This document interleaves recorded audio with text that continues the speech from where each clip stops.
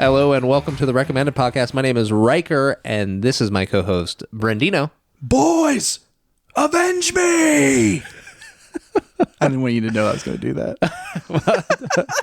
I am floored. Anybody that is new to the podcast, welcome. And we talk about movies, TV, entertainment media. And this week, we're talking about the movie Red Dawn. It's a Red Dawn, boys. From 1984. It's not a blue dawn. It's a red one, baby. Not to be confused with the Red Dawn that was made with Chris Hemsworth, Miles Teller, and Josh Hutcherson. Trash. Not that trash. I can't believe that movie. Like I can't believe that movie had so much star power and was so bad. Like it blows my mind that it could be as bad as it was. Because I watched it, I want to say probably like 6-7 months ago. Unrelated to this, I think I was going to watch this Red Dawn, but then I was like, you know what? I'd actually like to see what the remake looks like first, so that way I can kind of like judge the crap out of it. Or I don't judge the crap out of it against the original. But yeah, I'd steer clear of that one if you can. Well, knowing like what I know about some of the facts of the movie, we'll get into that. But like, I just don't see like why or how that remake would work for me. Like, we'll talk about it. Are you talking? Oh, I just say, are you gonna think? I guess if you look at it from like the villain perspective too, like the villain in this movie was 1984. It was obviously during the Cold War, toward the tail end of it. But the villain in the newer one, I believe, is Korea. I think it's North Korea. Yeah. So it's kind of weird in the fact that like it's not really Keep in mind, so this is going to get into like one of the facts. I won't say it like the fact part, but yeah. So when this movie came out, this movie was like the most violent movie when it was released. There was more acts of violence in this movie than any other movie. Interesting. Okay, that is a fact. Yeah. And so like I could see when this movie came out why people would have been like, been on edge. Like this is an edgy kind of movie. But remaking this movie, and when they make it, 2009 or 2012, one or the other. I can't remember the exact year. Of the new one? The reboot, it's like 2009 or 2012. Yeah, it's oh gosh, I don't know why I've got 2016 in my head. It's 2012. It's 2012. So I guess what I'm saying is like, okay, remake this movie in 2012. By that point, there's been hundreds, thousands of war movies and things. And it's like, well, you know what I mean? Like that trope, I think, is kind of exhausted. I will say they do have a lot of action in that. And so much so it doesn't make sense because of the fact this is about guerrilla warfare from actual gorillas. They released them from the zoo and no one is safe. No, it's kids from high school and it's guerrilla warfare and it's, they only have access to what they can like steal, right? Yeah. But in the new movie, it's like they have access to like somebody had an armory in their basement, and it's just like let's just keep going. And I mean, it's not really any different than this movie in that regard. No offense, they're the gas station. Yeah, but in that guy's house. What I'm talking about is like, I guess they do have some belt-fed like, light machine guns and stuff like that. But like, it's just it seems like too like ultra violent and too planned out. But I guess in the new version, the Chris Hemsworth version, Chris Hemsworth is the Jed character, and he's not just some unknown what he does for a living. He's not a fuddy-duddy. He actually like came home from the military. So like that. Oh, he's got some experience. Yeah. Yeah. Whereas Patrick Swayze, nobody knows what that guy was doing before this all happened. No, and not at all. He's dropping his brother off, and you're in it. Okay, wait. Let's. Yeah, we don't want to talk so about excited. it too much. I cannot wait. Yeah, let's. Thank you, Kev. Just once again, thank you, Kev Daddy, for this recommendation. Oh my God. I love it. So let's talk about I guess let's talk about what you've been up to this watching. week. Yeah, what you've been watching. I've been watching the Olympics. The Olympics. Huh? I've been watching the Olympics. So I've been getting into, what I really like watching that I really didn't realize that I liked watching? Oh, it's a Summer Olympics. High jump? Fencing. Oh, fencing. Fencing. So, yeah, these guys come at you. They got these little antennas. They're whacking. These guys are going so fast with those antennas. You're like a kid with a tube of wrapping paper at Christmas. I'm telling you, that's how flimsy those things are. Oh yeah, that's why I'm calling them antennas, because they're supposed to be a sword, right? They don't look like a sword. It just looks like you're flapping a like a streamer or something. Everybody around. has like taken like a really thin stick and just swung that thing around and is like cutting the air and like smacking it on things. Imagine that, but could kill you. It's just fun. It's just a fun sport. Like I was watching, like of course the end is not pointy, but like you just got to watch it. Like these guys are like going at each other, right? These little sword fights, right? And they're like doing it in tennis shoes. That, by the way, is going to get clipped for this. I hope so. These guys are going at it and having sword fights. But they have like, they're doing it. They got like tennis shoes on. It's like, what is this? What are you doing? And it's like a full. So we were watching it. I was watching with my wife. My favorite comment. My wife goes, "They found a lot of people that like this." I was like, "What are you talking about?" She's like, "The stadium's full." I'm like, "Well, first of all, it's not a very big stadium. It's pretty small." But I'm like, if you're there to watch the Olympics, I mean, I watch anything. I watch equestrian. I mean, it doesn't matter. This comes around once every 4 years. I just want to. That's me. I'm sorry. I just want to recap. You said those guys are going at it. Yeah, they're swinging their swords at each other. They are. They're wearing tennis shoes while they're doing it. Yeah. And I'm watching it with my wife. Yeah, dude. Come on. That's Everybody's doing it these days. It's a setup for a weird Saturday, I guess. Clip it. Clip it. What about you, big boy? Well, I watched a movie, but I also watched a show. I want to talk about the movie second because I did not like the movie. So I'm going to want to take a second and just tear it apart because typically we recommend things. This will probably be like the first thing that I'll be like super critical of. Oh, wait a minute. Hold on. This is a moment in our show. You're about to give the first thing that we don't recommend. I guess so. Yes. But we aren't both collectively saying this. Like, this is just something I watched, so you didn't watch it. You go. That's true, but still, it's the first time that either of us are going to unrecommend a thing. I wouldn't recommend that you go watch it, but if you want to, give your feedback. No, on it, if you don't like it, I'm not going to. Oh, you know what? I'll text your wife. I'll let her know that I think that you'll enjoy it. It's a romantic comedy. Oh, gross. The show I watched was Mythic Quest. I've been watching a lot of Welcome to Wrexham, so I was in the mood to be entertained by Rob McElhenney. Yeah. So I put that on. It's on Apple, and it was good. I really enjoyed it. I thought it was it's like so far so good. I think I'm like 6-7 episodes in. There was a really neat bottle episode where they had like just two characters that aren't like part of the main cast. It just kind of starts and it's different than every other episode, and it's just about them and their relationship in the gaming industry, and they have no connection to like any of the main characters in the show at all.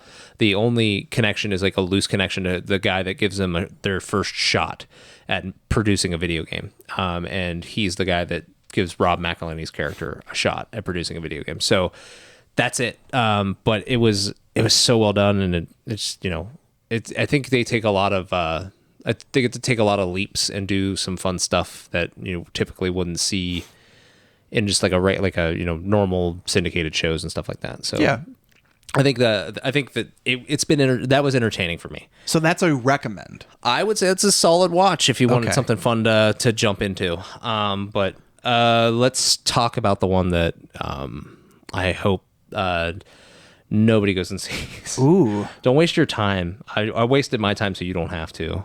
Red Dawn. Oh, I'm just kidding. Wow. Sorry. We're not even in there yet. So the movie I watched is called A Family Affair. As Zac Efron and Nicole Kidman. Joey King, I believe, is the actress that plays the daughter. She's in a few other Netflix things. And Kathy Bates is also in the movie. The only other name that I recognized from the long list of cast, because they're all just like no names, Sean Evans from Hot Ones is in it. Oh, we gotta have the Hot Ones guy in there. He is, I think, Zac Efron's character is on Hot Ones at one point during the show. It started to lose me. So I watched that, and I have to say that I'm gonna be probably unkind a little bit, but I want to just throw this out there to anybody that's out there listening, actor or average Joe, average Jane.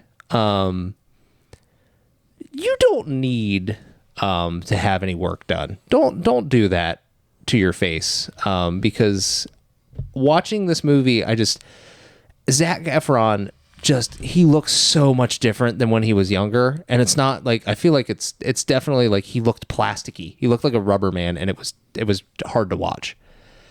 That's rough. It is. It's like somebody, I think too, like it kind of started near Iron Claw. So when he was in Iron Claw, he kind of had like, I thought maybe it's like from the steroid use and stuff that maybe his face like changed a little bit from that, because he got huge for that movie.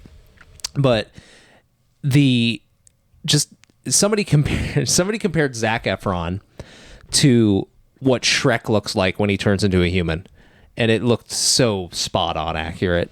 We got to clip that for the YouTube. We're definitely doing that. Well, the other one too that I think it reminds me of too, and this isn't anything against him, but Glenn Powell. I saw somebody had at some point tweeted that Glenn Powell looks like if a capybara made a wish to become human. That's what they would look like. What? It's what. Okay, that's clip what they that. said. I don't believe it. Can't believe it's not butter. Quit telling me to clip things. I'm going to do it. You're making I'm just saying, like, clip. Making a bunch of work for me. Insert clip here.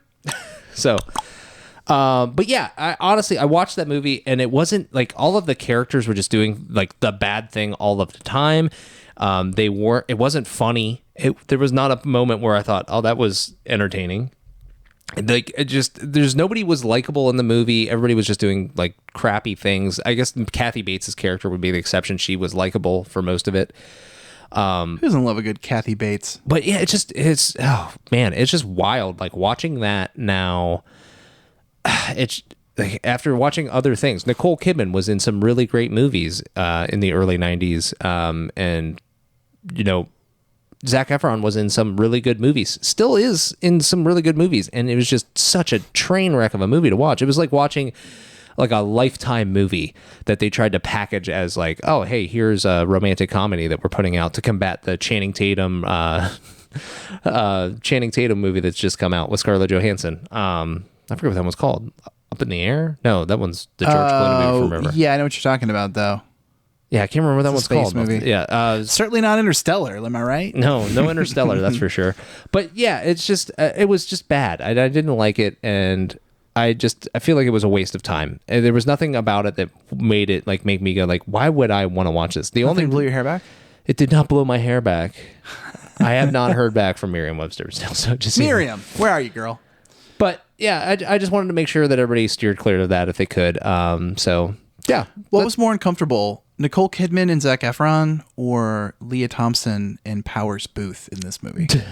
Let's bring it back to Red Dawn and heebie-jeebies. Let's talk about fast facts. We'll talk about the relationships a little bit later. It's not fast facts. It's Wolverine facts. Meow. Do you think Wolverine's meow? No, I just was being silly. Like insert like the wildcat. No, I'm definitely not going to do that. In fact, I'm going to clip that meow to use in the future. No, let's talk about the Wolverine facts then. Wolverine facts. I'm thrown off. My laptop is on battery saver mode, so I'm like, I usually have my laptop on the other side, and so having to look to the left as opposed to the right is a big deal for me.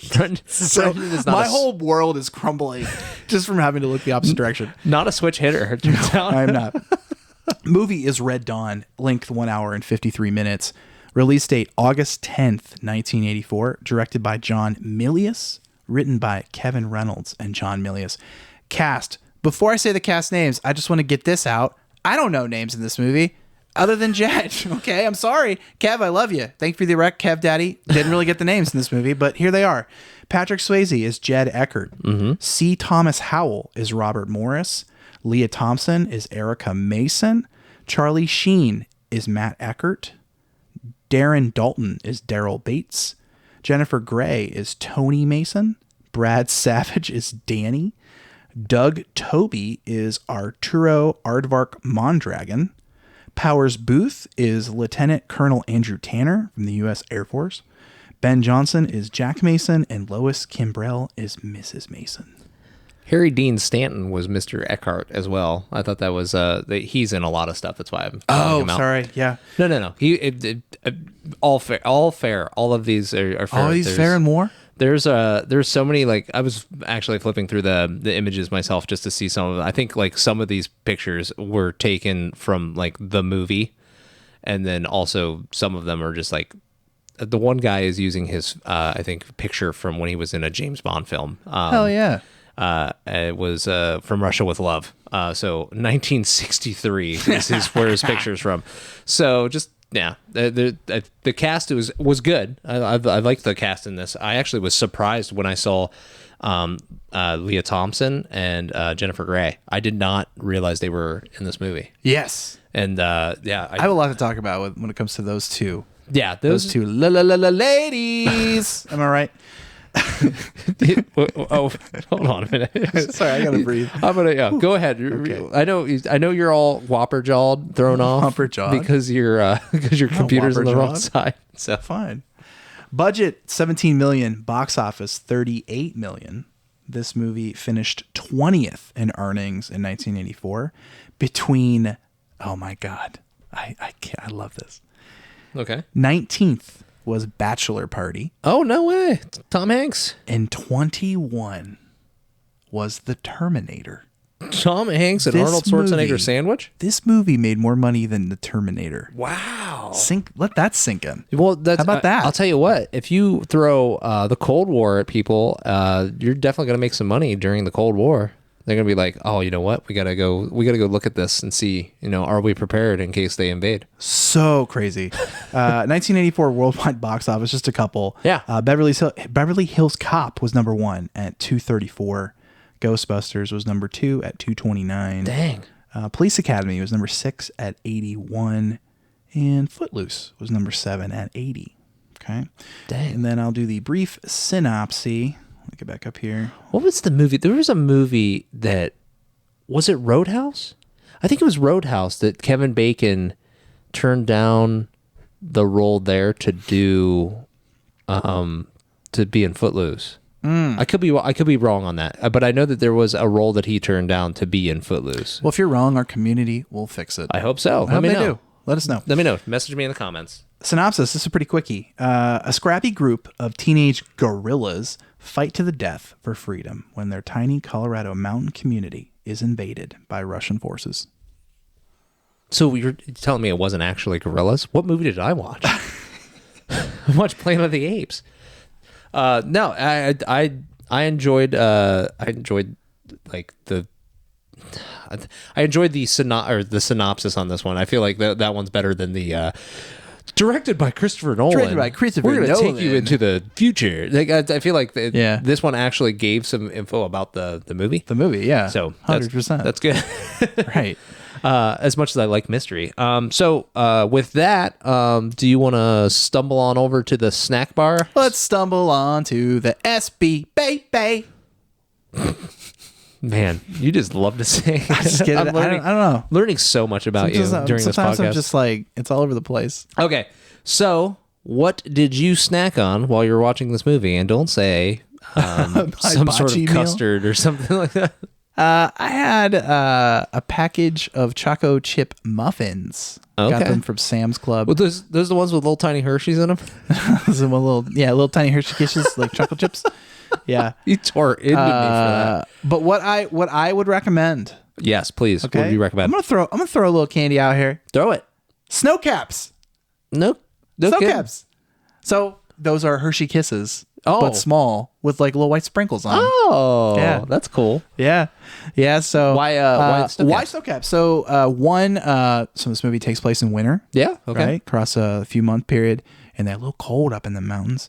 But the other thing is that open the mountains. this movie is 40 years old. Not knocking it. Again, thank you, Kev Daddy. Yeah. But that just feels like an old candy for me. I don't know. Like when I was a kid, I used to rent movies with my grandmother, and for whatever reason, she loved snow caps, and so I could remember eating those a lot.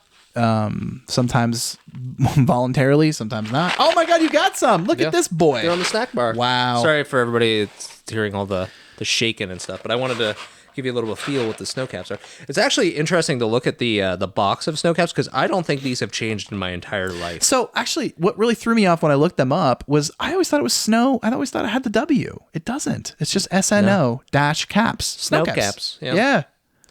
How about it? They're just trying to avoid the copyright on the word snow. Maybe. So I remember from the message that I got from Kev Daddy, it said chips and salsa.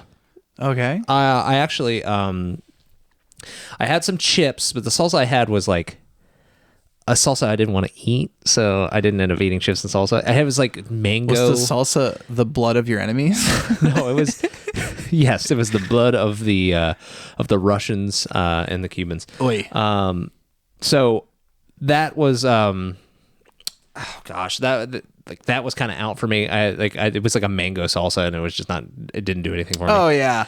Mangoes. So I got rid of that. No. What I actually had was a Lorna Doone and I think it was some nut clusters that I had back there. Mm-hmm. But what I would recommend, because this movie feels real American to me, I was going to go with something that was kind of super American. I was going to say a McDonald's, one of those little apple pies from McDonald's, because there's nothing more American than a fast food apple pie. Yeah, there you go. Because I thought that was fun. But I'm actually going to give you an actual snack that you could grab and bring home with you. I think one of those caramel apple suckers. Ooh. Because that's a little bit of apple in there. I really like those. Yeah, those slap. So those slap. So you're saying that you want the snow caps, and I'm saying the caramel apples. That might be my favorite snack recommendation any of us have made to date. The caramel apple sucker. Oh my god.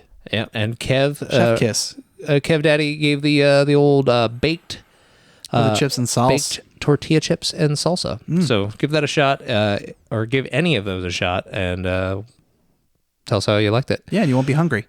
That's true. So we're gonna stagger on into the movie now. Saunter. Yeah, let's meander our way over there. And just going to tell you right now, if you haven't watched the movie yet, it is streaming currently on Max, so you can go watch it there.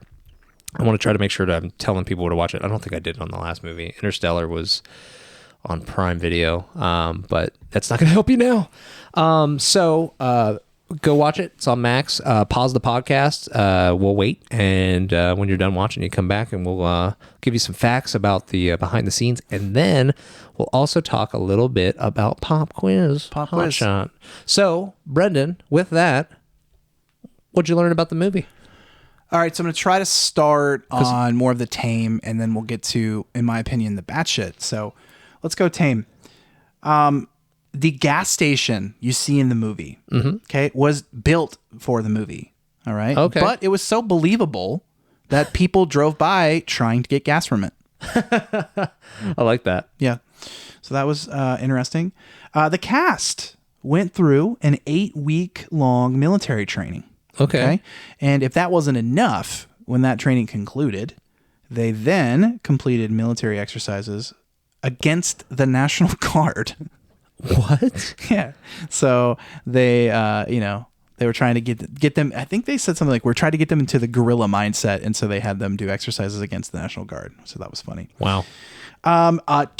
This is real. 2 CIA agents came on set after they had received reports that there were Russian tanks on U.S. soil. That's fucking real. Like, they were like, whoa, what's going on here? They're like, dude, we're shooting a movie. And they're like, oh, okay, never mind. That's crazy.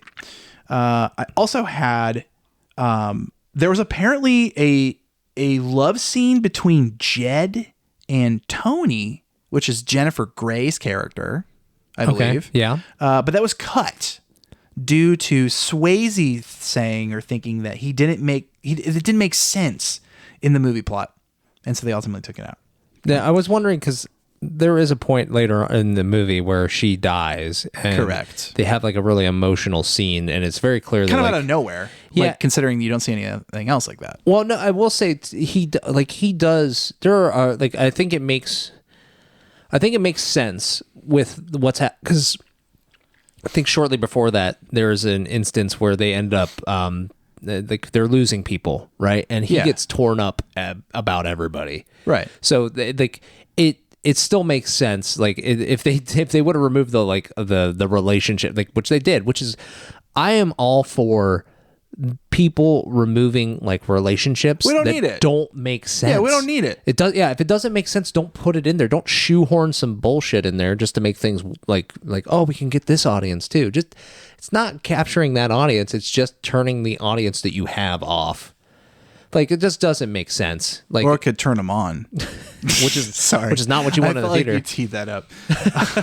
But no, I think that's a good thing, and ultimately 100%. it doesn't like make that big of a difference. There is a little bit of she's like messing around with him while they're eating food at one point at the end of the movie, so there could be a little bit more of a relationship, but you don't need to see it. It doesn't add anything. Like he said, I don't think it would have added anything to my viewing experience. No. So That's weird. It's good. I had a couple more quick things. Yeah, go for it. So, one, so at the beginning of the movie, and I want to talk more about this, but just this part of it right now. So there were 36 paratroopers in the beginning of the movie. I don't know if you found this. Okay. 5 of the 36 paratroopers were blown off course in the shot, as much as a mile. Whoa. Way off. Okay. In fact, one of them ended up getting caught in a tree and had to convince the locals that he wasn't a real soldier. Oh my God. Could you imagine how terrifying that would be? Yeah. That would be messed up. John Milius, the guy that directed this movie, walked around with a loaded pistol on him at all times when filming this movie. Why? What did he think was going to happen? Because he's an idiot? What good comes of that? Like they weren't fighting real Cubans and stuff. I don't get it. One of the dumbest things. I know. The only thing I could think of is if they were filming and people actually showed up with like weapons themselves to like try to maybe thought that there was something going on. But yeah, like even then you're just putting more fuel on the fire. It's dumb. There have been so many instances like the Alec Baldwin situation. That's what I was thinking of. Like bringing live. You don't need a loaded gun there. There was somebody from a podcast I listened to a long time ago. It was the Rooster Teeth podcast. They were talking about it was like the founders talking about when they filmed a movie before, and they had like squibs and they had like a real gun, but they had blanks or whatever. And somebody brought live ammunition, and they were like, "What are you doing? That is the dumbest thing that you could possibly do. We don't need why would you have that? Yeah. What is the need? Right. You're just going, well, somebody accidentally puts that in, then one of us is dead. What's wrong with you? Get out of here. Like, that's insane. If somebody were to accidentally pick up his gun instead of like a prop gun, game over. What an idiot. No, sorry. Yeah. Last one I have, I can't resist. A love scene between Leah Thompson and Powers Booth's characters was cut. Good. Due to preview audiences being uncomfortable with the age difference. And I just want to say that I looked up how old each of these people were. Can I guess? You can. Please do. Thompson looks like she's 20, if that. I'm going to say maybe even like 19, 18. Okay. She's 22. 22. Okay, so she's 22. He, I'm going to say, is 44. He's 36. Oh man, he looks so much. He looks so much older. He does look so much older. But it's still kind of weird. It's 14 years. Yeah, it's kind of weird. That's so yeah. It's I'll tell you what, it is. That relationship is bizarre. So tell me about your wife.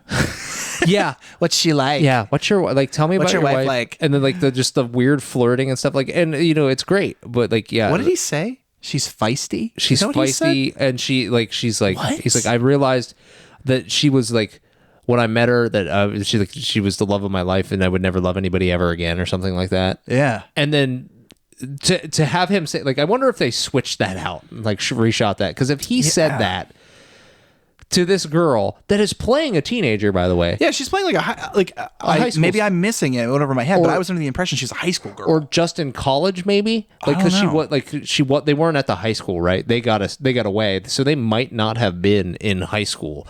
But even still, that is so uncomfortable. Weird. I thought the relationship was weird to be like just without that. So Yeah. to say that there was actually a scene is I know. That's, I was like, that'll be the one I'll end with because that's insane. thank you for ending with that one. Perfect. I didn't find too many facts on this one. I was mostly interested. Like I wanted to dive into the movie kind of fresh, and then I didn't I didn't look at a ton of stuff for this after. But I do know that there was a military operation actually named after the movie. Because it felt fitting, and it was a patriotic and pro-American. So they named an operation after the movie Red Dawn. And then there was one other fact that I saw that was about how Milius approached auditioning the actresses. So he would audition the actresses by going in and saying, hey, if you were in the woods, what would happen if you were in the wilderness and you were starving? Could you kill a bunny? And he asked all of the actresses like that, and like he made sure that he said bunny every time. He didn't say rabbit, and he just wanted to make sure that like they would like, if they said they couldn't do it, then he didn't let them go on with the audition. And if they did say they could kill it, if in a life or death scenario, that they could read for the part. Okay. So like that was like I thought like that was way more tame. That's the reason I bring it up is because like that was way more tame than what I thought it was gonna say about like he took him out and like threw him in the woods and then drove away. Like, yeah. He could have been like it could have been way worse, especially from the time that it came out. Especially after learning that he was a lunatic and kept having a loaded gun on him. I was just gonna say he's asking them that way. He has a loaded gun on his hip. So I mean, that is a little weird. Yeah, I think too. I also saw that he put Patrick Swayze in charge of like his co-stars, like kind of like, hey, I saw that too. You have to like take charge and be the leader for him, and like he was just like kind of put them him in charge of directing. It was so weird, like it's just bizarre like way he to was approach. Swayze was giving the other people on set advice and like telling them what to do. Yeah, and so he said, this is Swayze, you're my lieutenant of art. I'm directing these little suckers through you. He put the responsibilities on my shoulder, and I took it really seriously. Yeah. So he made his lead actor have additional stress. Yeah, basically be like the director kind of thing, director light. One other quick thing I wanted to say I didn't mention. Emilio Estevez was originally cast as Jed. I don't know if you knew that, but he had to drop out due to other filming. That's where Swayze came in. Okay. But it was Emilio Estevez originally. Mighty Ducks guy. Is there any relation between him and Charlie Sheen? Yeah, I think there's something. I feel like it's like glaringly obvious, and I don't know. Are they brothers or something? I thought that they were, but I can't. I'm looking it up right now. Charlie Sheen and Emilio Estevez. He is the son of actor Martin Sheen, and the older brother of Charlie Sheen. Yeah, it is. Yeah. So so that they would have been real. Oh, they would have been real brothers. Yeah, they would have been real brothers. That was Charlie Sheen's first movie. Well, I knew that they were in another. Oh, really? It was his first movie? Yeah, movie debut. That kind of makes sense, though. He didn't look very comfortable. He was very young, yeah. But I was also thinking about, like, I think that they were in, like, a movie together where they were both garbage men, him and Emilio, Charlie Sheen and Emilio. I forget what that movie was off the top of my head, but that one I remember them being in. That's why I was like, I feel like they had some sort of relationship that I just don't remember. But you know what? That would have been a great snack. We could have garbage. You can wash all of your food down with a nice glass of tiger blood, courtesy of Charlie Sheen, because he's a lunatic.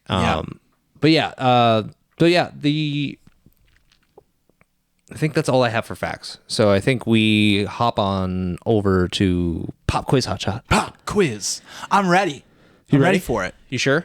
Yeah. Okay. I am sure. No problem. Let me get my questions ready. I got this. This one, I had a hard time with this one. I felt like I could either make these questions extremely easy or extremely hard. Ooh. And I tried to float in the middle, but I was really struggling. So, first easy question, and you should definitely get this. If you don't, I'll be so upset with you. Who are the two joint invading forces in the movie? Oh, okay. Sorry. Yeah. The word invading. Those $3 words threw me off.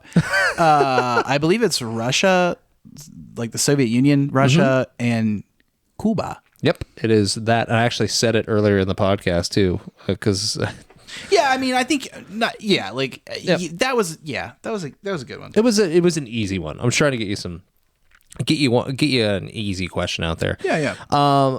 Second easy question, my friend. What song do all the men sing during the mass execution? I think it's America the Beautiful. It is America the Beautiful. Yeah. Good job. You're really nailing these easy questions recently. Yeah, baby. You're really learning from that Prestige. Yes, I am. That really got me. Okay, I know this might get you here because I know you cannot remember any names. What makes Robert a real hunter? This is the first medium question. So, what makes Robert a real hunter? Oh yeah, I do remember this. Okay. I would. You could have said the guy who's a real hunter. What's his name? And I'd have been like, shit. So he kills a deer. Yes. And Jed's like, oh, if you want to be a real man, you got to drink his blood. And then he makes him drink a cup of his blood. Yeah. What does he say? It tastes like salty or something? I forget. I think Sheen says this. The scene's gross. Gross. Sheen makes a comment that it's like eating a steak, a bloody steak with a bloody nose or something like that. Yeah. So the whole thing is odd, dude. Yeah, but that's And when that kid pours the blood like all over himself. Yeah, he drinks it so sloppily. Yeah, it's like all over his shirt and shit.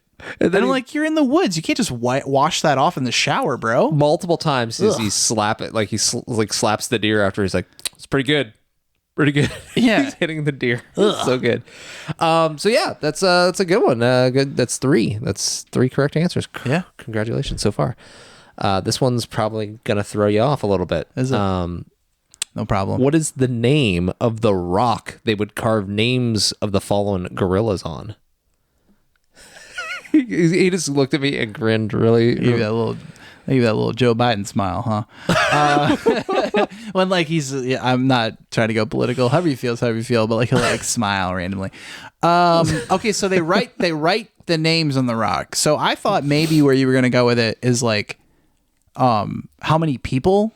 Oh no, were on the rock by the end of the movie? It's 7. See, I can tell you that. I tried to dodge, like I've been too heavy into numbers. So I've been trying to get into everything. Yeah, I know. I figured. But so at the end of the movie, they name the rock though. Yeah. That's why I'm asking you. I think it's called Partisan Rock. It is. Yeah, baby. Nice. I'm on fire. Yeah, they actually. It's funny too, because like I guess not funny. It's a somber moment. It's not funny at all. Like they're honoring the rock for them dying. No, I'm talking about before. So Jed writes his and Maddie's name on the rock before I think they go on their last mission. Went over my head. That makes complete sense. Because it was a suicide Because they mission. knew that they weren't coming back. Yeah. Yeah. Wow. Maddie has Makes sense. has like the hope that maybe it won't be their last mission. He's like, we can still survive this. And Jed's like, I love you. It's like, oh no, Damn. that's terrible. Yeah, he's carving names into the rock. I think he's carved like everybody else is on there. I think he writes up Tony's name too. Before they take off, but I'm almost positive he wrote their names up too. So here is the first hard question, and I'm not pulling punches. Okay. What is the score of the football game that is at school when Jed is dropping Matt off? Numbers. I've been getting these. I knew this was going to be a question. I knew it. What were the two teams that played? Oh, fuck off. Come on now. To both teams. So here's what I can tell you. Yeah. They lose the game. They did lose the game. Yes. 21-13. They did lose 21-13. Wolverines is who they are. Yeah, absolutely. I don't know who. It's on the sign. No. Who is the other team? The Grizzlies. The Grizzlies. Sorry, bud. Unbelievable. I'm sorry. Unbelievable. I will say you've gotten 4 out of 5. 4.5. There's no half measures here. I know. But no, that's like they show that And they make a comment about them losing the game. Jed, yeah, because Jed's like, you practicing tonight or something? Like he's like, yeah, after that, Yeah. and then he's like, you should have to practice 3 times as hard. And then Maddie makes the comment to him. He's just like, you lost a game before, and he's like, what? Well, I don't remember. What are you talking about? That never happened. Like he's just like kind of joshing as an older brother. But then we end up with a really cool scene with them like in class learning about like the is it the Huns or the cons? I forget. I think it's the cons. It's the cons. It's the cons. I also thought you were going to ask me about the cons. Maybe you still are. I don't know. Oh, maybe. But the cons, they're talking about like the tactics and stuff, and then the soldiers start landing outside the window, and the teacher goes out to like see what's going on. Let me interject the quiz just a second. Yeah. Just to be very clear, again, I read you the fast facts. This movie is 1 hour and 53 minutes long. Don't ask me why I fixate on this shit, but I do. Okay. Do you know how many minutes into the movie that those paratroopers hit the ground? Like, I think I think let me see. It's incredible. It's probably 2 minutes and 30 seconds. It's into the movie. 4 minutes. Really? But, Okay. But 4. It's fast. 4. No. That's why I went early. 4. Because I was thinking like, oh, we kind of show around town a little bit. They do that sign of like Teddy Roosevelt. They show the Rough Rider. They hold on it for a little bit, and they show people walking into school. They drop off the kids, and they're all in class for a little bit. So yeah, I was like completely floored. Like I was like, for some reason I thought, like you like when you know what a movie's going to be about, like in a scary movie, like you think that you're going to get scared at the beginning, but then it's like, oh no, just kidding, and then they get you later. Oh no, gotcha. But like I thought maybe like the local National Guard was doing some sort of an exercise or something. Like I was like, there's no way that those are the real fucking people. They are. That was. Yes. They immediately start opening fire on the school, and I'm like, whoa, hot. Okay. Sorry, I just was shocked. No. I thought like I that's why I like doing the quiz. Like I do the quiz to get like us talking about different sections of the movie. Yeah, I like it. That's what I want to do. I want to use it as a tool rather than just like let's have some fun with it. So last question. Okay. Last hard question. So, what magazine is the officer reading while Officer Bella is writing his love letter? So when I say officer, I'm talking about soldiers, the officers of like the opposing invading force. Officer Bella is writing a love letter home talking about how he's going to retire At the last part of the movie. at the last part of the movie. Yeah. And there is a officer in the room sitting behind him reading a magazine. What is that magazine? You got a big grin. I don't know. Does he know it? I think he might. He's reading a Playboy. He's reading a fucking Playboy. In like an open area. In an open area. Fucking restaurant While, thing. we're in a very somber, emotional letter scene. Yeah. And this dude is just flipping through a Playboy. And I was like, are you... I'm so mad at myself Are you because if kidding I would me? have known the Grizzlies, I could have got it perfect. Dude, I'm so you were close. close. That was a good effort. I'll never forget this moment. Damn it. How wild is that though? Like I understand like I think it's just to show like the world that we're in. It's just like it's no it's I guess two opposing like ideologies in that moment. Like this guy's just there to they're chilling you're right. out. You said it very well. He's deployed, right? He's out just he hasn't seen his lady.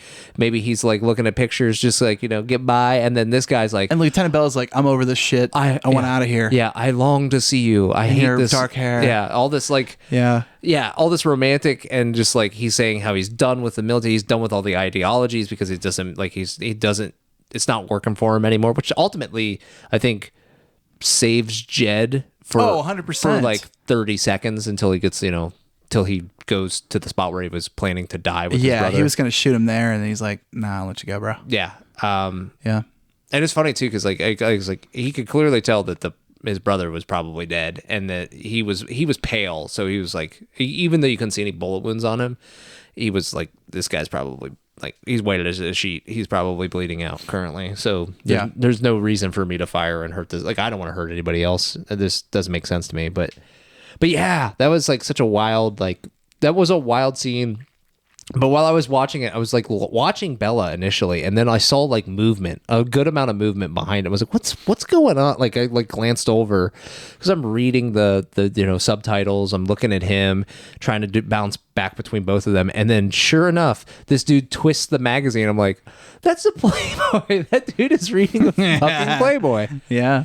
That's wild. No, I'm really been trying to watch the movies like really close to when we're recording, and then also like I'm paying attention to all the little shit. That's where I'm like, I thought you were gonna ask me about Genghis Khan, Kublai Khan, and the three Khans at the beginning of the movie. So yeah, we should watch a movie together, and you should see me like I'm like, oh, like I'm like the insert clip in here, the Zach Galifianakis like poker thing where the equations and the math are going around his head. Dude, I was trying to be nice and like, because I actually have another like bonus question. What is it? How did you not ask it? Well, it's because it's so ridiculous. Let's do it. What was the name of the place the Wolverines get their first kills? Where the place? Yeah.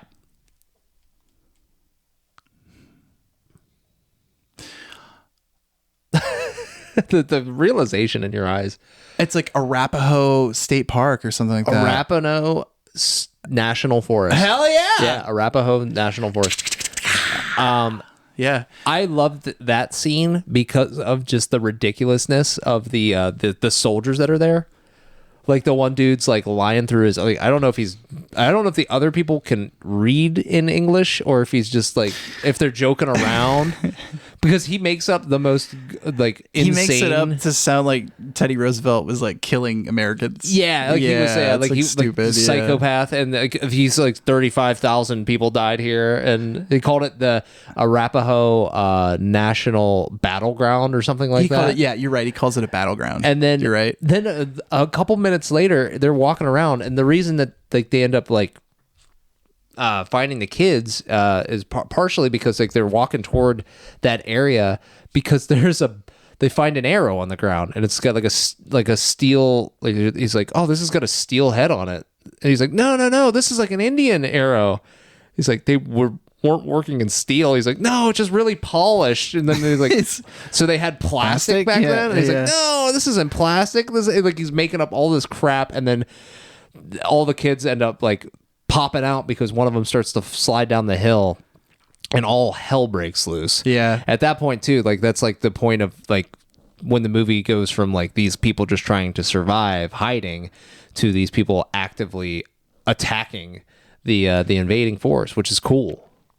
Yeah, I mean, yeah, like going back to something I said during the opening, this movie, like when it was released, was like considered like one of the craziest movies in terms of like, I think they just used the term, blanket term, acts of violence. Like there was so much, you know, like shooting and bombs exploding and everything. And, you know, yeah, I mean, obviously since then, you know, we have came a long way. This movie's 40 years old, but yeah, I mean, when this movie came out, it was like, you know, it was, I think another fact I didn't mention was I think when they came out with the revised movie rating system, it was the first movie to be rated PG-13, which was interesting. The first movie that was rated PG-13 to come out. There was a movie before it, I forget the name of it, that was rated PG-13, but it sat for like 6 more months before it came out. So, yeah, I mean, the thing, I know I made a joke about it, but like, again, I was worried, stupid, but I was really worried that you were going to ask me about the names of the characters, and I was going to be like, dude, all I know is Jed and the boys. Name like, me 4 other characters. Yeah, that could have been an easy question, and I'd have been like, you got me. Like, Andy, who is the Colonel. Oh yeah, Andy Tanner. Yeah, that guy. They kept calling him the Colonel, though. I didn't know his name was Andy until I looked at his helmet, and it was on IMDb. Andy. Yeah. Tony and Erica, which, by the way, you said you wanted to talk about those two, like in the weirdness around those two. Was it just the relationship stuff? Well, just like, yeah, like I said already, like when she's looking at him, like you can tell that she has like oogly eyes for him, and she's like, so tell me about your wife. I was just like, what? Yeah, that's a bizarre scene. Weird. Yeah. No, that is bizarre and hard to watch because of that. Just because it's just I don't know, it just seemed so weird and shoehorned and creepy for no reason. Yeah, I didn't get it. Especially after what they said, the girls like they had to escape because they were good at like they were trying to like force themselves on, like they were like trying to rape these girls. Yeah, and then like they continue to bring that up in the movie. Like there's one point where she walks in, or no, she stops at that gas station, and then she like she's being catcalled by those guys. They're chased after her, and then of course the tank explodes. And then there's another time where she goes back into Calumet, and she walks into like that restaurant or something, and then she like walks out, and there's an officer who's immediately like, "Hey, what are you doing? Why don't you bring your girlfriend back? You want to bring your friend?" Yeah, he's like, "Yeah, so wait weird. here, I'll be right back." It's just dude, yeah, especially because like I mentioned, they were playing like just high school girls. Sorry, I don't want to say this on the podcast because it'll get clipped, but they're like barely legal, like 18, 19-year-old girls, and like all these people from the military are like, "Hey," and I'm like, ugh. So yeah, that doesn't age well. No, that was rough. Like, it was not definitely rough to watch. Yeah. But I mean, it does kind of like highlight, how bad like war times can be, like, like it's like there are other moments too. So like, but before I get away from it, do you think Andy's more of a Bill or a Norm? He's a Norm. He's a Norm. He's a good guy. If they keep that scene out where he's in a relationship with the young girl. Oh yeah, right? if they show them he's, like he's talking about how much he loves his wife when she's asking that's about. True. That's almost Sure. like that's like the perfect spot to be like, oh, this is him shutting her down gently. Like, because she's asking, how's your wife? Like, what about your wife? And he's like, I really love her, and I would never do anything to hurt her. Yeah. So go away, little girl. Like, that's really what that should be, right? Saying, yeah. So yeah, like there's that. I think Jed is he's a Norm. He's a Norm character. Oh, Jed's good. Mostly like I'm just talking about overall too. Like he seems to love everybody in that group. Like yeah, because there are like his kids at that point. He's raising these, like he's protecting these kids, and he's now teaching them how to fight to protect themselves and also to try to help other people. But there's like I said, the atrocities of war peace, right? So we're like going to that point. We talk about like when the old man talks about how they were trying to force themselves on those girls, and but the way he's like, I got a couple of heirlooms I want to entrust to you.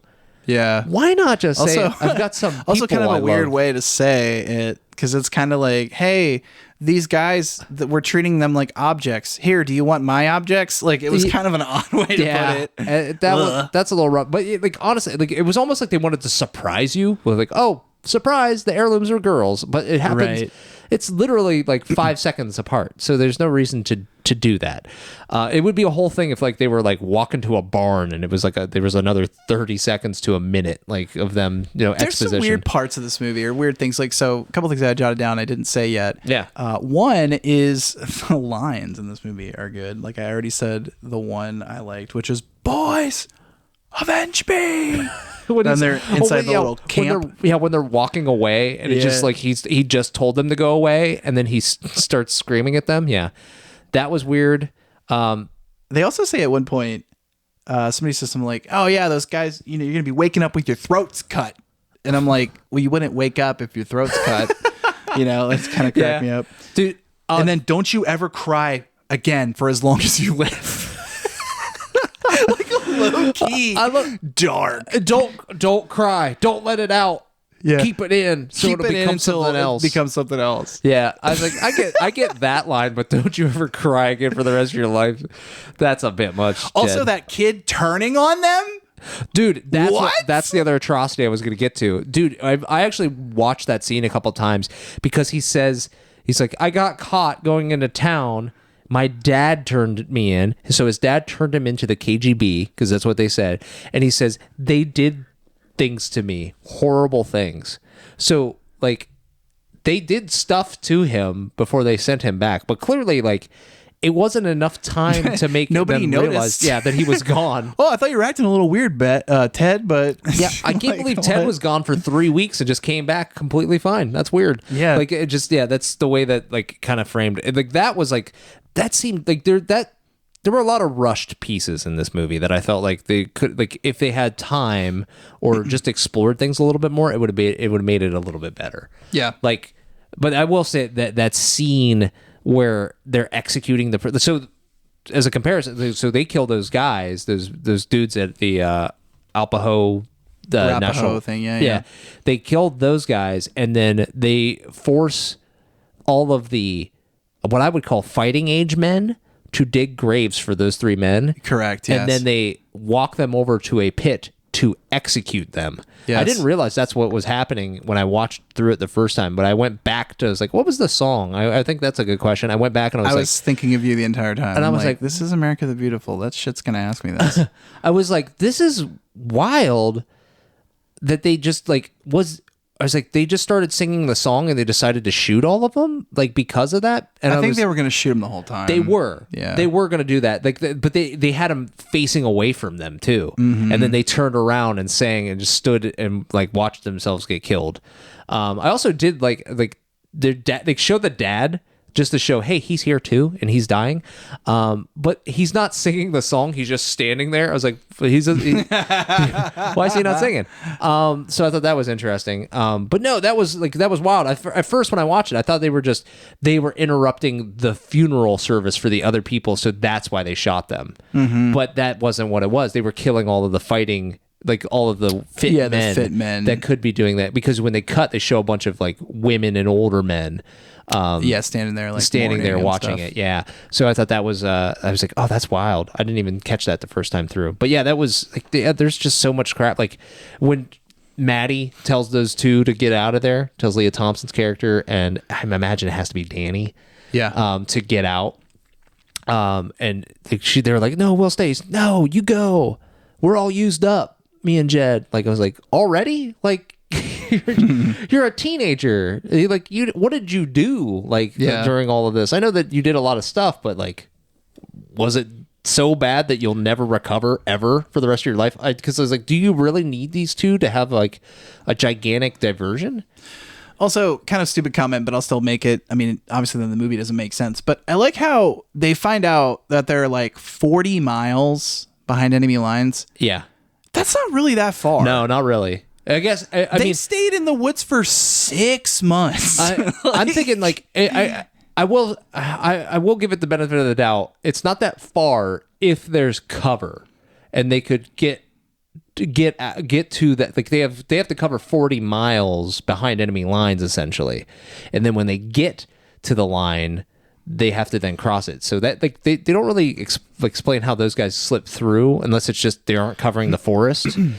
Like if that's the case, then yes, they could all just left and gone to the free land. Yeah, you know? It's just weird. Like again, look, the movie came out 40 years ago. Like I'm grasping at straws here, but like they're able to go into town and they do like, but then like they're still being hunted, but like they can't walk the 40 miles to get out of enemy line. Like I'm like, wow, I'm confused. But the whole thing is them like wanting to defend their town. Yeah. And so I get it. Like for them to leave is stupid. Yeah, that. But like there is a point where things start to turn on them. Like, but what I was gonna say, the scene where Daryl, they have Daryl and the other prisoner, and they're trying to decide if they're gonna kill both of them or just just the guy, because Daryl has betrayed them, right? Yeah, and just like the hesitation. At one point, the guy's like, the Geneva Convention, and Chad's like, I've never heard of it. Chad's like, I don't know what that is. But yeah, that was like, and then he shoots like that guy. Actually, he's like, tell them we're friends so I don't have to die alone. Like it was like, what in the hell is happening with you? Yeah, this guy's going through a lot. But yeah, then they kill him, and then they don't like he wants to kill him, but he can't because he's been protecting him this whole time. So he just like and he's a kid, so he's just like, I can't. And then Robert just and just over. Yeah, it's like, wow, like Robert is broken. Like they broke this. Like he is used up. Like there's no saving Robert at that point, which is like I think testament to him like blowing up one of the helicopters, which is a hell of a shot with a rocket, and then I don't know if he thought he was invincible or he could do whatever he wanted. He just starts firing the assault rifle at one of the helicopters as screaming I think Wolverines. he knew. Yeah, I think that knew he had no was escape. Screwed. Yeah. That had to be it. Other than maybe him being disillusioned into thinking like, oh, I could totally take this thing out. I'm a badass, like that's he's a kid, so it's possibility that was wrong. How I interpreted that scene was he shot the one helicopter and then like doesn't a second one come over the ridge, and then I think at that point it's kind of like, oh shit, there's another one. Yeah, there's just I'm done. There's just a bunch of these. Yeah. All right, so we're getting close to wrap up time. So let's wrap it. Let's talk about food in the movie. Food, because we didn't talk about that. Food. There was a lot of canned foods. Yeah. Tomato soup. The one thing they talk about pop. Olives were the only thing that they didn't eat that was packaged. And then they get some citrus and like fruits and stuff off of that truck at the end of the movie, which was kind of a trap. Yes, it was just a trap. The trap, yeah. That just like the hoping that they stopped and ate and gave them time enough to get there with like actual stuff to assault them. Yeah, which is what happens. But other than that, there's the scenes of them hunting at the beginning, and they talk about how they have meat. I do like the line. It's like just the stuff that you shot. And he's like, what do you think they do to your hamburgers, bro? Or how do you think your hamburgers happen? Yeah, all we have left is the stuff we shot, and I was like, okay, that's fine. Yeah, so you could be eating nothing. Problem? Okay. They were drinking a little bit with the older couple at the cabin. Oh yeah, a little bit. I think they might have had Christmas there with them. Yes. Yeah. Yep. But yeah, other than that, I don't think there's much in way of food. No. Besides all the stuff that they looted before they took off. Doesn't fit into this, but I just mentioned because I didn't earlier. Yeah. I wanted to. So the 6 months. 6 months there in the September to February. Like February. Their hair doesn't grow. They don't really look that bad. No, I mean, obviously, I get it. The movie was made in 1984, but I just thought that was funny. I'm like, oh yeah, they don't really look any different. Your hair wouldn't grow too crazy much. I mean, what are you talking about? I get my hair cut every 4 weeks. I haven't had my hair cut in like 3 years at this point. Yeah, but your hair's longer though. Yeah, so it doesn't look like it grows that much. None of those guys have long hair.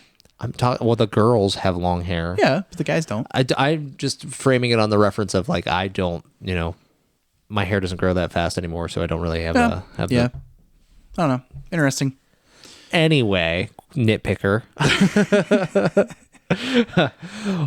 Let's talk about the ratings. What do you got for ratings? Ratings. So I'm excited to talk about this. Yes. Rotten Tomatoes. And I'm sorry, Kev Daddy. I want to tell you, this is our first not certified fresh movie. Okay. Interesting. This movie came in at 50% Rotten Tomatoes. Oh, weird. 50. Audience rating is a smidge higher at 65. Okay. And IMDb is 6.3 out of 10. Okay. 6.3 out of 10. So, Me, personally, I was to say, what do you think? I was the one that put this movie out there. Yeah, so I mean, if you're gonna come into this thinking like I'm gonna get this like realistic hardcore war movie, thinking about movies of today, you're not gonna like it. Mm-hmm. I think you have to have the perspective of, hey, this movie was made 40 years ago. Yeah. And I think if you do that, I mean, I liked it. I'll be honest, no offense to Kev Daddy here. I was very skeptical. I was like, I don't think I'm going to like this at all. Yeah. And I watched it and I was like, this was pretty decent. I liked it. I mean, is it a gotta have it for me? Stop. No, but I would recommend it. They haven't emailed. Yeah, so they haven't emailed. Don't give them any. This. Yeah, don't give them this. But I would recommend it. Yes, I would. Okay, good. Yeah, I think, you take the perspective of like the time it came out, 1984, Cold War was still going on. This was the most violent thing at the time. The one thing that I know I've mentioned it before. It's movies now seem too long and drawn out. There's not enough action. There's not enough happening most of the time in a lot of movies. And when it is action packed, most of the time it looks kind of crappy. Like they do there's a ton of CGI in it, and it just doesn't look good. This still had a lot of it still looked pretty good. There were a few continuity things in there. Like I think at the end somebody gets shot and blood pops up on the wall before the guy gets shot. Yeah, I thought that was kind of funny. There's just so much happening though. You can see the wire on the line when they shoot the one missile at the convoy and they blow up but honestly, I don't mind those like practical effects. That's what it was back then. Yeah, and and I saw it briefly. I like barely caught it, and I was like, oh, you know what? It was good. It was good for made for the time. It was, you kind of got to put away some of the weird tension scenes. Like those were like I said, I felt odd watching the relationship between the Leah Thompson and Andy like that. Yeah. Like that was weird to see. The fact that they said the thing about Jet, like Jet and Tony, I honestly didn't see that at all until you mentioned it. I was like, I guess I could kind of see it being a little bit more, but like completely unnecessary. So I'm glad that they axed those pieces. Yeah. But yeah, honestly, I think if you look at it for when the movie was made and you give that a little bit away, I'd recommend it too. Also based on the fact that it wasn't boring. I watched this movie and I pretty much watched it twice because I went back through to find question stuff and just kept stopping and watching different scenes. It was good. It was a good film. It was well done for the time and acted mostly good. I think that Charlie Sheen's acting was a little bit off, but like everybody else was really solid. But yeah, I think that it's worth watching. Good pick, Kev Daddy. Yeah, good job, Kev.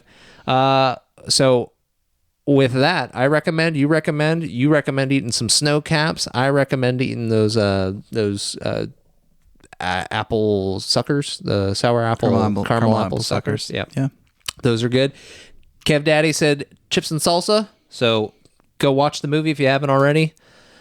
Even if you've heard us spoil all of it. Yeah, so watch it. It's worth it because it's an action movie in the end. So you're getting a lot out of it. Yeah. So it's your turn to pick a movie, bud. So I know that I've picked some heavy movies. Really? Fargo, The Prestige, Interstellar. Yeah. I feel like I need to keep up with these heavy movies. Uh-huh. And I'm going to come in here and recommend that we watch Heavyweights. An actual heavy movie. Heavyweights. Okay. It is a comedy movie. I need to lighten it up. I got to lighten it up on our listeners, lighten it up on you. You do love those Disney movies. It's a great movie. It's so underappreciated. The Perkis system. Tony Perkis. I will say, as somebody that is very into fitness, hell yeah, you're gonna like it. Yeah, I'm gonna like it and enjoy it. I actually watched this movie forever ago when I was younger. I don't think it's been that long. I feel like I've watched it since then, but like since I was younger. But it has to be I'm years. excited for you to watch it. I think there's going to be a lot of things because I watched it recently, like a couple months ago with my kids. We went on a 90s movie binge, and I was like, oh my God, I forgot about that and that. And Paul Feig's in it and this and that. And I'm like, oh, this is so great. And yeah. I feel it, Tony. Yes. Yes, Lars. Yes, baby. All right. Well, go grab some, any recommendations for food before we... Oh, no, we'll wait. No? You could eat a giant hoagie, right? Oh, yeah, you could eat a hoagie, yeah. Isn't that what the kids is like? They're hiding it in their beds. Yeah. No, I'm thinking about like the poster. Doesn't they try to make it look like he's in a giant sandwich or something like that? The movie poster. Yeah. Sorry, I was trying to make a joke. I know. I got it. We do that once in a while on this. We try. All right. Well, with that, you guys, thanks for listening. Oh, you know what we didn't do last time? What? I know we do. We didn't tell everybody to do the recommended challenge. Yeah, please do the challenge, guys. Please go out, like the podcasts, follow, try to tell other people to, watch it, listen to it, love it, like it. Gotta have it. We've had, as of this recording, we've had 41 5-star reviews across Spotify and Apple. And don't get me wrong, we really, really, really, really appreciate that. Yes, we do. And we hope that other people will do the same. Go and give it a 5-star on whatever podcast, wherever and you submit get your us podcast. Movies. I mean, listen, Kev's reached out, said, please do Red Dawn. Look, we did Red Dawn. You can give us a movie. We will watch it. Yep. We will do an episode on it. And it's almost like it's like your episode. It is. So do it. Kev Daddy. Almost knocked my water over. It was close. So Got too excited. Give us other recommendations. Also, if you aren't doing it, on the YouTube channel, I'm putting an image up in the background. It's blurred out. Try to guess the scene from the movie that it is, that it's from. Yeah, give us comments. Throw some stuff. We would love to hear it. Happy to jump in and talk to any of you guys about movies and see what you got recommendation wise. And I'm always looking for more snack recommendations for the snack bar. So you let me know. I was already one step ahead of Brenden with snow caps. So if you got something I should toss on there, I already have a list of like movies that people have recommended. So I'm going to use those, and I'm also going to add some stuff to the snack bar based off of those as well. So if you could, please go like it, share it. Everybody, go to the Facebook page. That's the recommended podcast, or actually the recommended is just Facebook. The recommended pod is on YouTube. Recommended podcast on Instagram. Recommended pod is Twitter. Recommended pod on Twitter. Sorry. On X. Apologize. So sorry, Elon. Not sorry. Well, hopefully he heeds my call about don't do any surgeries on his face or anything like that. Oh, yeah. I just don't want another one out there. All right. Well, thank you guys all for listening. We appreciate all of you, and we look forward to seeing you next week for Heavyweights. See you guys. Bye.